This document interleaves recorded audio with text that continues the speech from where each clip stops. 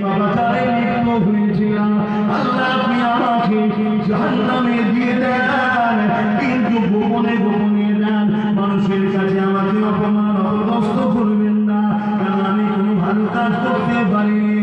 এই যুবকেরা আল্লাহ অনেক সময় বলবে, ওরে আমার বান্দারে, লা তাখনাতু মিন রাহমাতিল্লাহ, আমার রহমত থেকে নিরাশ হয়ে যাস না রে বান্দা।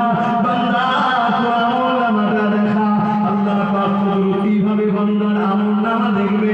আমলনামার প্রতিটা লাইনে প্রতিটা পৃষ্ঠাতে অন্যায় অন্যায় জুলুম ভুল রয়েছে, গুনার কাজ করেছে, নিজের নফসের ক্ষতি করেছে।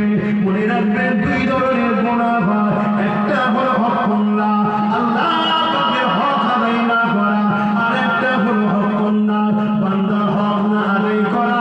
এই বান্দা আল্লাহ পাকের কোনো হককে আদায় করেনি, কোনো ভালো কাজ করেনি।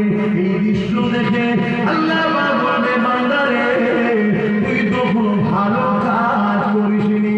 এইভাবে আল্লাহ পাক দেখতে লাগবে, বান্দা জিন্দেগির মধ্যে একটা ভালো কাজ পাওয়া গেছে, যে কাজটাকে দেখে আল্লাহ পাক কিয়ামতের দিনে রহমতের দুনিয়ায় চুষ মেরে উঠবে, উঠে বলবে, বান্দারে